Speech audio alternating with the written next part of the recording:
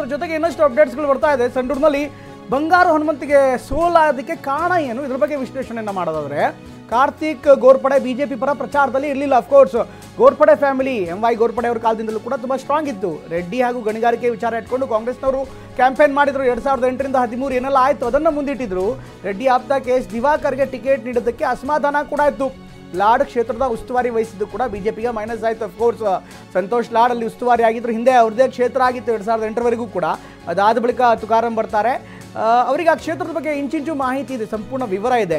ಇನ್ನು ಕಾರ್ತಿಕ್ ಗೋರ್ಪಡೆ MY ಗೋರ್ಪಡೆ ದೊಡ್ಡ family ಕುಟುಂಬ, ಜೊತೆಗೆ ಅವರ ಸಂಸ್ಥೆಗಳಲ್ಲಿ ಅವರ ಮೈನಿಂಗಲ್ಲಿ ಸುಮಾರು 15ರಿಂದ 20 ಸಾವಿರ ಮಂದಿ ಒಟ್ಟಾಗಿ ಕೆಲಸ ಮಾಡ್ತಾ ಇದ್ದಾರೆ. ಹೀಗಾಗಿ ಅವರ ಮತಗಳು ಕೂಡ ಅಷ್ಟು ಇಂಪಾರ್ಟೆಂಟ್ ಆಗುತ್ತೆ. ಇದರ ಜೊತೆಗೆ ಸಂಡೂರು ಅವರ ಹಳೆ ಕ್ಷೇತ್ರ ಆಗಿರುವಂಥ ಹಿನ್ನೆಲೆಯಲ್ಲಿ ಲಾಡ್ ಅವರು ಕೂಡ ಉಸ್ತುವಾರಿಯನ್ನು ವಹಿಸಿಕೊಂಡು ತುಂಬ ಆಕ್ಟಿವ್ ಆಗಿ ಕೆಲಸ ಮಾಡಿದ್ರು. ಜೊತೆಗೆ ರೆಡ್ಡಿ ಬಂದರೂ ಕೂಡ ತಡವಾದಂಥ ಎಂಟ್ರಿ ಆಯ್ತೇನೋ. ಅದರ ಜೊತೆಗೆ ಅಭ್ಯರ್ಥಿಗಳ ಬಗ್ಗೆ ಬಿಜೆಪಿಯಲ್ಲೂ ಕೂಡ ಸಾಕಷ್ಟು ಗೊಂದಲ ಆಯಿತು. ಹಾಗಾಗಿ ಈ ಎಲ್ಲ ಕಾರಣಗಳಿಂದ ಈ ಎಲ್ಲ ಡೆವಲಪ್ಮೆಂಟ್ಗಳಿಂದ ಬಿಜೆಪಿಗೆ ಭಾರಿ ಹಿನ್ನಡೆ ಆಯಿತು. ಅಫ್ಕೋರ್ಸ್ ಕಳೆದ ಬಾರಿ ಕಂಪೇರ್ ಮಾಡಿದ್ರೆ ಬಿಜೆಪಿ ಉತ್ತಮವಾದಂಥ ಈಗ ಅಂಕಿಅಂಶ ಇದೆ. ಆದರೆ ಮುಂದೇನಾಗುತ್ತೆ